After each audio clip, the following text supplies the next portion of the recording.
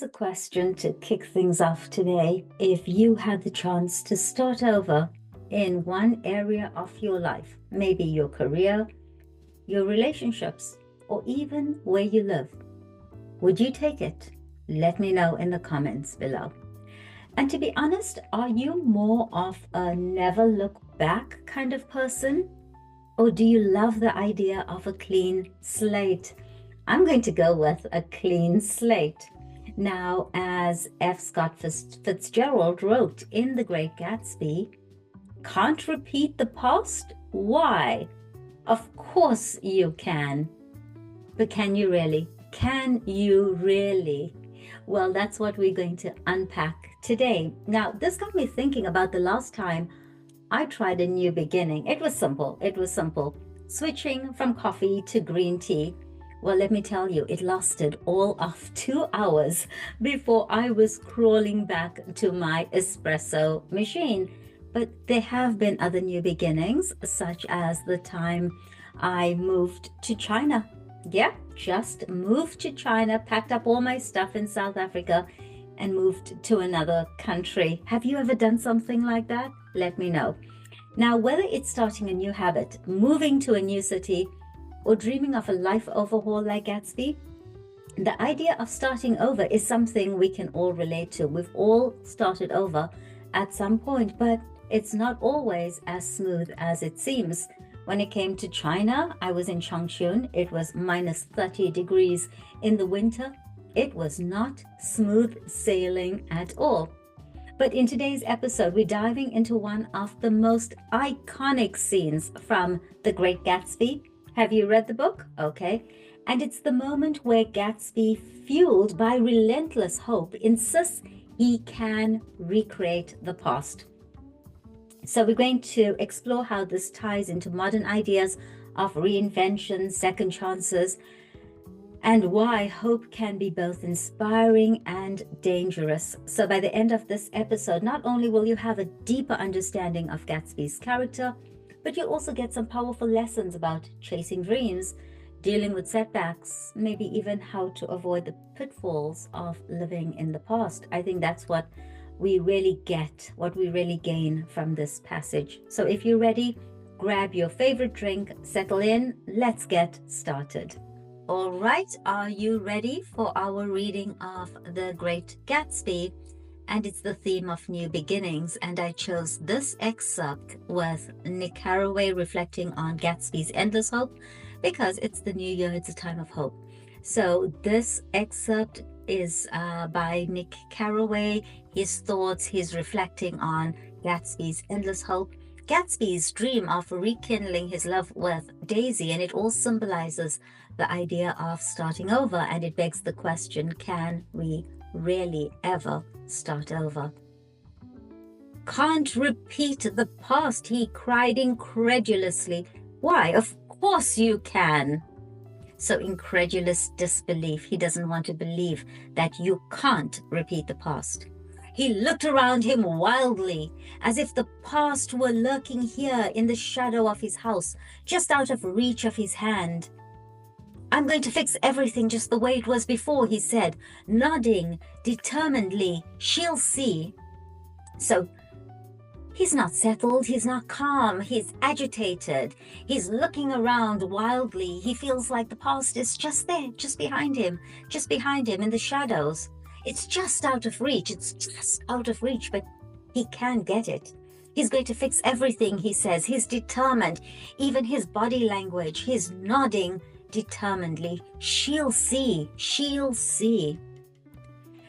Gatsby's voice was full of urgency and passion. A man consumed, taken over by the idea that he could erase time, delete time, and begin anew, begin all over again. It was as if the 5 years that had passed since he last held Daisy meant nothing, deleted, erased.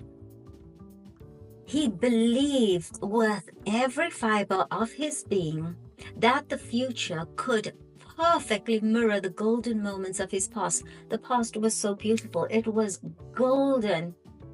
And now he believes that he can recreate this, that the future can be as beautiful as those golden moments of his past.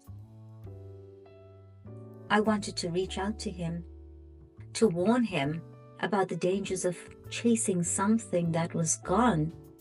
But who was I to shatter his dream? Gatsby's hope burned too brightly. So here, Nick Carraway aches to reach out. He aches to warn him about these dangers, chasing a dream that's gone. It's gone, it's over, it's in the past. But he asks himself the question, who am I to shatter his dream? His hope burns so brightly, too brightly. I can't destroy it. We sat by the pool as the sun dipped lower in the sky. So, the sun is going down, right? Sunset. The world seemed suspended in twilight. Caught between the past Gatsby clung to and the present he refused to accept. So the world seems suspended, just like Gatsby. Gatsby is in limbo. He's suspended between the past and the present, and he refuses to accept this present. He's in limbo. He's suspended in this twilight zone.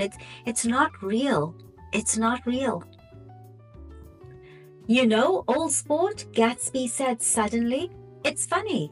When I first met Daisy, I thought she was just some rich girl I'd never have. But the more I saw her, the more I knew she wasn't just a dream. She was real. And now, okay, I think that is self-explanatory, right? He trailed off, his eyes searching the horizon. His voice, so full of conviction, began to falter. Okay, so now there's a little bit of doubt. Okay, he's not as convinced because his voice that was so full of conviction, she will remember, she will, and now it begins to falter. Now I wonder if she'll remember the way things were. So he's starting to doubt. Now I wonder if she'll remember the way things were. I built all of this for her. Every brick of this house, every party, every bottle of champagne, it's all for Daisy.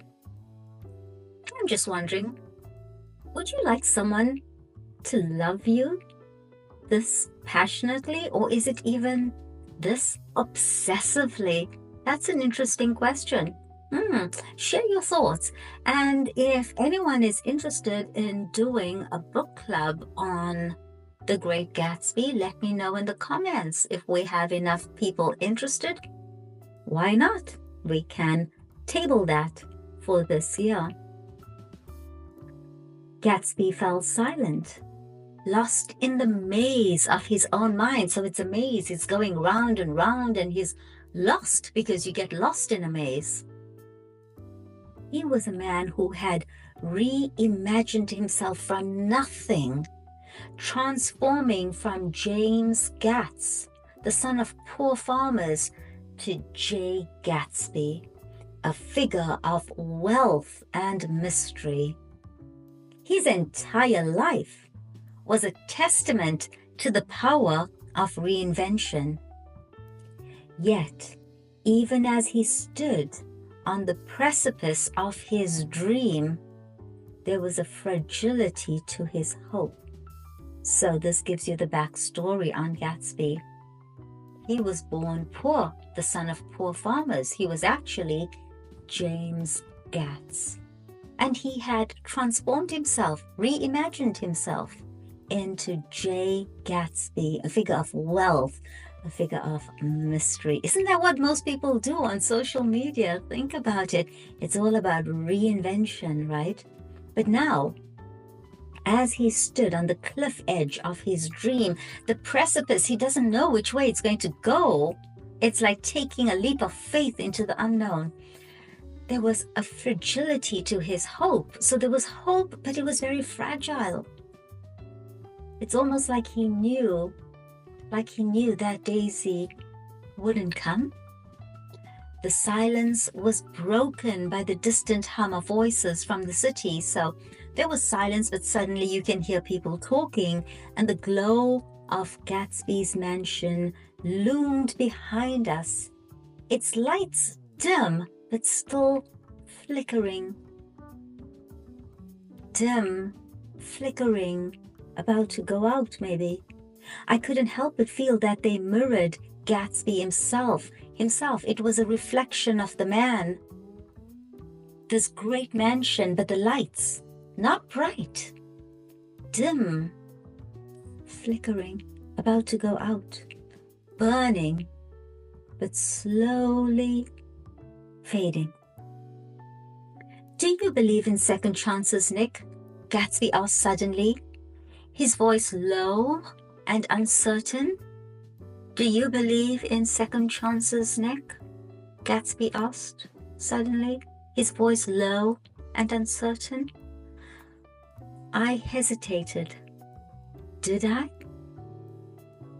Could people truly start over, rewrite their stories, and undo the mistakes of the past? I wanted to tell him yes. I wanted to believe that the past could be changed, that Gatsby's dream could somehow come true. But deep down, I knew better. And this is the question I have for you. Can people truly start over? Can people truly rewrite their stories? Can people truly undo the mistakes of the past? Join the conversation. Comment below. The night grew darker, and the stars appeared one by one, their light distant and cold. Gatsby remained silent, lost in thought. As I watched him, I realized that his hope was both his greatest strength and his greatest weakness. This optimism, this hope, we always think of optimism as something good, hope as something good. But to be hopeful about something that's hopeless, it's a weakness. It's almost, dare I say, madness, because you're setting yourself up for failure, aren't you? "She'll call tomorrow," he said at last, almost to himself. "I know she will." It was then that I understood the full weight of Gatsby's belief in new beginnings. It wasn't just about Daisy.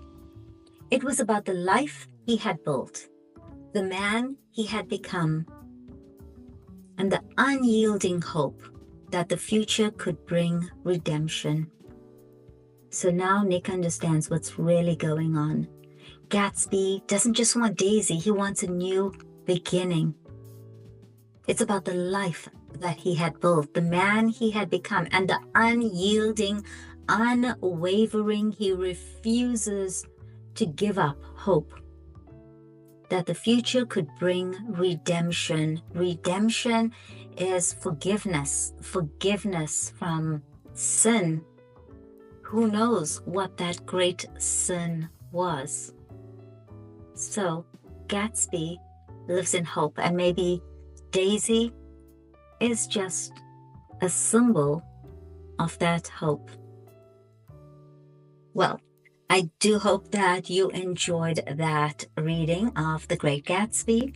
Like I mentioned, if you are intrigued by the idea of a book club, then do let me know in the comments. Just reach out and let's see what we can put together. Or if you would like another reading on The Great Gatsby, I'd love to know that as well. So we've covered the theme of new beginnings, Gatsby's belief that he can recreate the past. It reflects a universal desire for second chances. In today's world with social media, personal branding, don't we all, let's be honest, don't we all in some way curate new beginnings to fit the lives we want? We shut down our old social media account, We start over. Why? Why? It's because we all want to curate new beginnings, new starts. And Gatsby's strengths and his flaws, well, let's talk about his unwavering hope. Now, it inspires us, right? But it's also his greatest flaw. So this duality makes Gatsby truly relatable. It also makes him a very tragic character. So if you think about it deeper, from self-help to career reinvention, Gatsby's pursuit of a new life resonates with modern audiences like us, right? Where we are striving for our own fresh start in some way.